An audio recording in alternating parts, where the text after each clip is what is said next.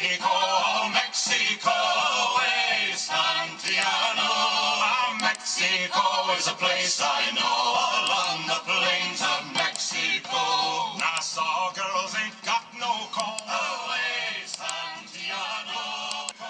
My dear Catholic, Mormon, and Protestant friends of America. Well, here is my synopsis made from our Sunday school class conversations at St. Andrews and a follow-up to the ontology of my book and videos made with Central Washington University, telling the story of spending an afternoon personally with Pope John Paul in 1986. After 1979, having Reagan land at SMU and tell his epiphany of wanting to become president so he could work with the new Polish patriot Pope, John Paul, and consecrate Russia out of Soviet communism. Then in 1980, or it may have been 81, I lost my passport then, fencing with Gorbachev's NCO club, that is playing pool, in Bosnia, that would become Medjugorje, that resulted in a rout because I slapped them down like Steve McQueen or Minnesota Fats would have done for publicly broadcasting on government TV these cartoons about their assassination plans with their Slavic Turco man. They were serious in taking down John Paul after 1979 when he became Pope. As serious as perhaps our good Catholic Pelosi and Biden are and all the Democrats in trying to fight our President Trump. But they got PJP and Reagan in 81 only a month apart. How is that for accuracy? Fortunately, angels shielded them because God had a plan that was greater than their hate and bullets. So we begin now with Augustine saying Rome is an eternal idea in the mind of God. An idea, not a place. So now we know, though, that place is important because Jesus Christ came to the Americas during those 40 days after his crucifixion, as the Bible tells us, in and out of body, as he revisited his apostles and future disciples, and not just the Jews only. Because as Quakers and Mormons say, he came to the Americas back then as the future residents of Christianity in the world, the New World. And he didn't even need a raft to get here. Amazing stuff. So yes, he, like his paracletes, spoke to Joseph Smith when all the Christians were arriving to the New World, escaping from Rome, maybe. But what the heck, didn't Michelangelo paint all that as such? Besides, it makes sense Jesus would and could appear in the Americas when Europeans were coming to their new home of Christianity in the New World. I guess we can overlook all the religions or religious prognostications that they have made from those true events with the Adventists, the Baptists, the Evangelicals, because after all, Darwin, science, and evolution do have a say in creation, as my book also tells of the 15-year study, our study of in our geology department, the Kennewick man who surfaced for us at a special site on Howard Clerf's farm after the Columbia River, which our anthro department visited for a decade with the students. But that's just another chapter in the book. But one thing is sure, Jesus spoke to the Paleo-Americans 2,000 years ago.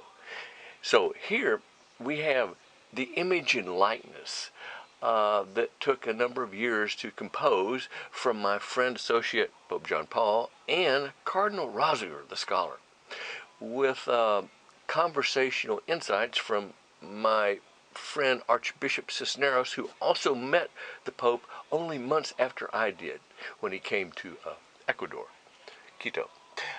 So after 10 years, the final composition was completed with the linguistic realization, which defines my three baptismal churches, Greek, Mormon, Catholic, and combines them as Latin Orthodoxy and Greek Orthodoxy as the gate and pillars of Christianity.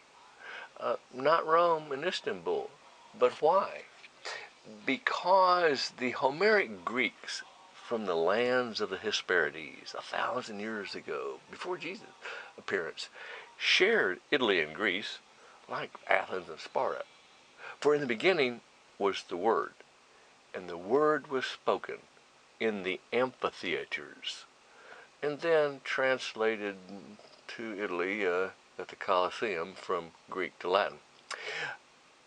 Why? Because the first cross was the mast. Because these were the peoples of the sea. Every single city of consequence to Christianity was on the sea. So forget Babylon's camel and goat herders. So now we ask the question, are Catholics the left-behinders? Did Catholics miss the boat to the New World? Are Catholics bereft of any knowledge of Jesus, aside from making him into a cracker and a wafer? Well, not necessarily. As we see today, the man from Argentina welcomes, washes, and kisses the feet of radical or not Muslims as they arrive in Europe. But why? Because Rome, Jerusalem, Mecca now, and perhaps even then, are not eternal ideas in the mind of God. Rome, Jerusalem, and Mecca are temporal ideas in the mind of people, powers, and principalities. So, we have only two religions in the world today, Christianity and Islam, basically. Europe is rapidly turning to Allah, and Africa will follow. Forget the evangelical thumper drummers. That's great, but and exterminating South African Christian farmers and taking all their lands may create the Libya effect, with top down and bottom up, and give all the area to Allah. So, the old world will be 100% Islamic, bent by the Khans, the Bads, and the Turkoman around Russia. And this includes Rome. So, not only did Jesus cross the Atlantic without a canoe, almost like walking on water, he also, the Bible tells us, walks through walls and communicates with his people, now of the Americas. So, the Americas become emblematic of God's house, from Alaska to Argentina, in a variety of religious experience that now says Jesus is the Ark of the Covenant between God and man. No offense to Mother of God. He is the Ark, not his mother Mary, not Mohammed, and not Fatima. Jesus Christ is the Ark of the Covenant in the New World. So, that is the substance of the book, A New American Covenant. Fortunately, Bolsonaro in Brazil and Juan Guaido in Venezuela may step up to the plate with President Trump and Pence, a born-again Christian Catholic, to do what my St. John Paul did with President Reagan and Gorbachev, to consecrate the Americas to Christ with the doctrines of James Monroe and George Washington and all the founding fathers, who were all called by Jesus Christ through the Holy Spirit, exactly as John Paul Reagan and Gorbachev were, and said so. So, remember what St. John Paul said in reference to our Medjugorje, that East and West Orthodoxy, Latin and Greek, are two lungs breathing with one heart, Jesus Christ. So, in the future, we let Moscow and Damascus work out their own salvation with Rome and Mecca. For us, one united Americas under Christ is sufficient, as our Masonic stone and temple builders declared, one nation's under God, indivisible, with liberty and justice for all. Amen.